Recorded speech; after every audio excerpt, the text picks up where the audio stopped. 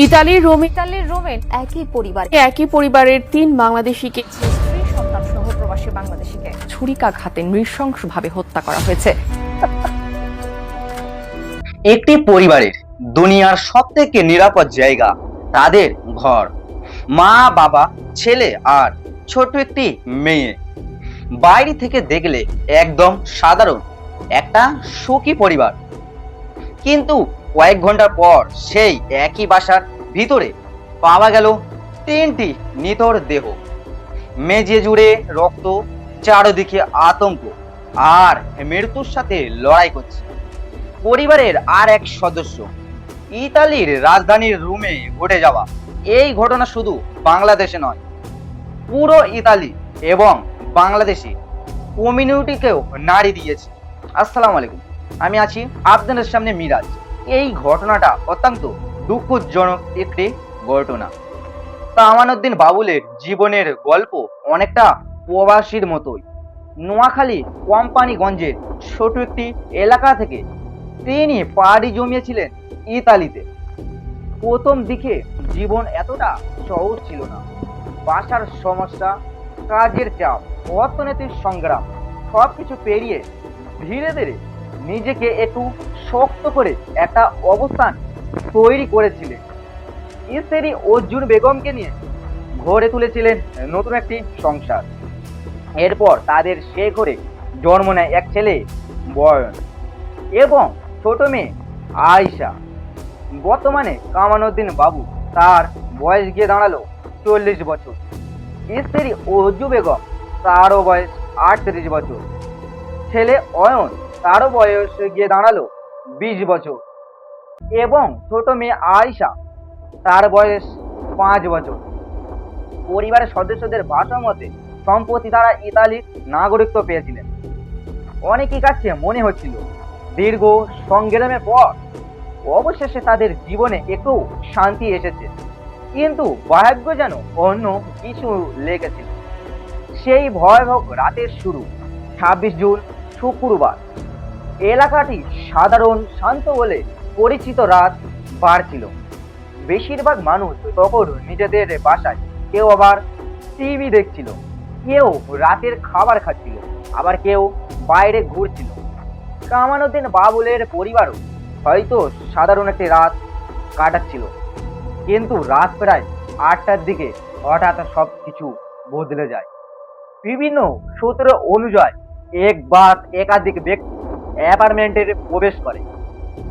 Police এখনো আনুষ্ঠানিকভাবে জানায়নি হামলাকারীরা কিভাবে ভিতরে ঢুকেছিল, তবে তদন্তকারীরা খতিয়ে দেখছেন হামলাকারীরা পরিচিত কেউ ছিল কিনা, কারণ জোরপূর্বক কোষের কোনো স্পষ্ট টিনও পাওয়া যায়নি। কিছু প্রতিবেদনে উল্লেখ করা হয়েছে, শক্তি যদি তাই হয়ে থাকে তাহলে প্রশ্ন আরো বড় হয়ে যায়। দরজা কি শেষটায় খোলা হয়েছিল, নাকি হামলাকারীরা কোনো কৌশলে ভিতরে প্রবেশ করেছিল? কয়েক মিনিটের বিভীষিকা, আর এরপর শুরু হয় ভয়ঙ্কর হামলা। ধারালো অস্ত্র নিয়ে হামলাকারীরা পরিবারের উপর ঝাঁপিয়ে পড়ে। সবার প্রথমে আঘাত কার ওপর করা হয়েছিল সেটি এখনো নিশ্চিত করে কিছুই জানা যায়নি, তবে তদন্ত সংশ্লিষ্ট তথ্যগুলো বলছে হামলা ছিল অত্যন্ত ভয়াবহ হামলা। আত্মহত্যার সুযোগ পর্যন্ত পায়নি ভুক্তভোগীরা। ঘরের ভিতরে হয়তো তখন চিৎকার, দৌড়া আর বাঁচার আকুতি বিরোধী চলছিল, কিন্তু কয়েক মিনিটের মধ্যে সবকিছু একেবারে নিস্তব্ধ হয়ে যায়। এই ঘটনার সবচেয়ে গুরুত্বপূর্ণ চরিত্র এখন আয়নের, কারণ তিনি একমাত্র জীবিতের প্রত্যক্ষ সাক্ষী। জানলে অবাক হবে, সেই পরিবারের 4 জনের ভিতরে সেই ওয়ারিং ছিল সেই সময় বাসার বাইরে, আর এর জন্য তিনি বেঁচে গেছে। বাসায় ফিরে এসে তিনি বুঝতে পারে কিছু একটা অস্বাভাবিক হয়েছে। সম্ভবত দরজার অবস্থা বা ভিতরে কিছু শব্দ তাকে সতর্ক করে দেয়। এরপর বাইরে থেকে যখন নিজের ঘরের দিকে আসে, যখন তিনি ভিতরে প্রবেশ করেন, তখনই ওই ঘরের ভিতরে থাকা হামলাকারীরা তার মুখোমুখি হয়। তখন আয়ন হয়তো পরিবারের সদস্যদের বাঁচানোর চেষ্টা করেছিল, হয়তো ঘাতকদের থামানোর চেষ্টা করেছিল, কিন্তু তখন হামলাকারীরা তাকেও রক্ষা করে আঘাত করে। তার শরীরেও ছুরির আঘাত লাগে। গুরুতর আঘাত অবস্থায় তিনিও চিৎকার করতে থাকে, আর সেই চিৎকারই হয়তো তার জীবন বাঁচিয়ে দেয়। রাতের নীরবতা ভেঙে অয়নের অক্ষনাথ যেন পুরো ভবনের মানুষকে নাড়িয়ে দেয়। এরপর সে ভবনের প্রতিবেশীরা দ্রুত সেখানে চলে আসে, কিন্তু তখন হামলাকারীরা দ্রুত সেখান থেকে পালিয়ে গেছে। ফ্ল্যাটের ভিতরে ঢুকে প্রতিবেশীরা যে দৃশ্য দেখেন তা ছিল অত্যন্ত নৃশংস দৃশ্য। রক্তাক্ত অবস্থায় পড়ে আছেন পরিবারের সমস্ত সদস্যরা। তখন কেউ সাড়া দিচ্ছে না। দ্রুত অ্যাম্বুলেন্স ডাকা হয়। হাসপাতালে নেওয়ার পর চিকিৎসকরা পরীক্ষা করে জানান কামাল উদ্দিন বাবু আর বেঁচে নেই, এমনকি তার স্ত্রী ওজ্জ মারা গেছে। মাত্র 5 বছরের শিশু আরিশাও জীবন যুদ্ধে হেরে গেছে। তখন শুধু অয়ন বেঁচে ছিলেন। তাকে দ্রুত আইসিইউতে নেওয়া হয়। ঘটনার পরপরই ইতালির পুলিশ পুরো এলাকা ঘিরে ফেলে। ফরেন্সিক বিশেষজ্ঞরা রক্তের নমুনা, আঙুলের ছাপ এবং বিভিন্ন অন্য তথ্য সংগ্রহ করতে থাকে। ওই ভবনটায় সিসিটিভি ফুটেজও জব্দ করা হয়।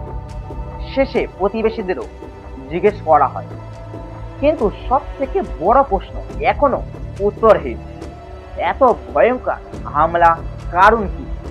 পুলিশ এখন বিভিন্ন বিষয় কয়েকটি দিক খতিয়ে দেখছে। প্রথমত হতে পারে এটি ব্যক্তিগত শত্রুতার ফল।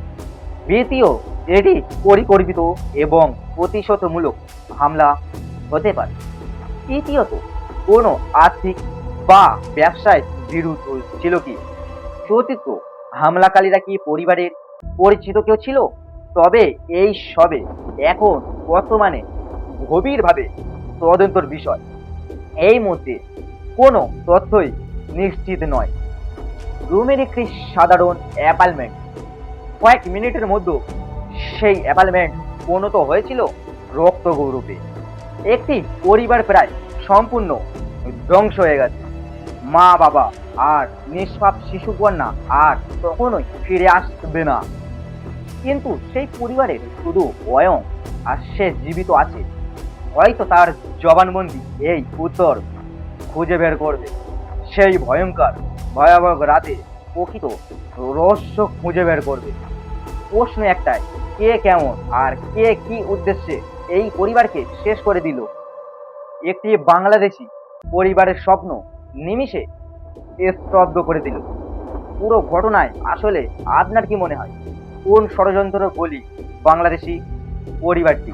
শুধুমাত্র এখন অপেক্ষা সময়। আশা করি ইতালির কর্মকর্তারা এই ঘটনার রহস্য উন্মোচন করবেই। ব্যক্তিগতভাবে আমার কাছে মনে হয়েছে এই ঘটনার সাথে জড়িত আছে ওই পরিবারটি পরিচিত কোনো মানুষ। আপনার কি মনে হয় কে বা কারা জড়িত? কমেন্টে জানান। ধন্যবাদ সবাইকে। ভালো থাকবেন, সুস্থ থাকবেন, নিজের খেয়াল রাখবেন। আসসালামু আলাইকুম। দেখা হবে অন্য একটা ভিডিওতে। আর অবশ্যই এই ঘটনায় আপনার কি মনে হয় কে বা কারা এই ঘটনার সাথে জড়িত থাকতে পারে? কমেন্টে জানান।